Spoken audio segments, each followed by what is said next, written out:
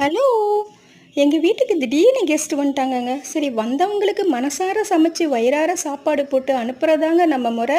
சரி நைட் 8 மணி இருக்கும். நம்ம புதூர் மார்க்கெட்டுக்கு போயாச்சுன்னா, மீன் என்ன கிடைக்காமையா போகுதுன்னு நெனச்சுட்டு நம்ம வண்டிய எடுத்துட்டு வந்தாச்சுன்னா, ரோடே காலியா இருக்குங்க. ஷாக் ஆயிட்டேன். 2 அண்ணாங்க மட்டும் தான் மீன் கட் பண்ணிட்டு இருந்தாங்க. ஒரே ஒரு கடை தான் இருந்துச்சு. சரி போய் பார்ப்போமே அந்த அக்கா கிட்ட கேட்டா, அந்த அக்கா பேர் லக்ஷ்மின்னு சொன்னாங்க. இங்க வேற எந்த கடையும் இல்லம்மா. இப்போ வந்து ஸ்ட்ரைக்குனால ரொம்ப கடை கம்மியா இருக்கு. இது ஒரு கடை தான் இருக்கு.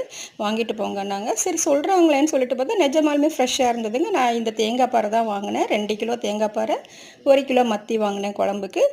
இங்கே பாருங்கள், இதில் ஒரே முள்ளு தான் இருக்கும். செம்ம டேஸ்ட்டாக இருக்கும் இந்த தேங்காய் பாறை. மற்ற மீனும் அப்படியே பார்த்துட்டு இருந்தாங்க. இங்கே பாருங்கள், அயிலை இருக்குது, ஷீலா இருக்குது, சங்கரா இருக்குது.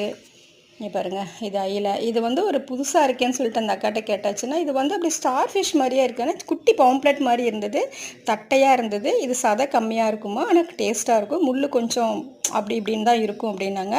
சரின்ட்டு அந்த அக்காட்ட நல்லா நான் பேசவும் அந்த அக்கா 2 மீன் எக்ஸ்ட்ராவே போட்டாங்க. வாங்கிட்டு க்ளீன் பண்ண ஒரு 50 ரூபாயை கொடுத்து வாங்கிட்டு அப்படியே நடைய கட்டிட்டேன்.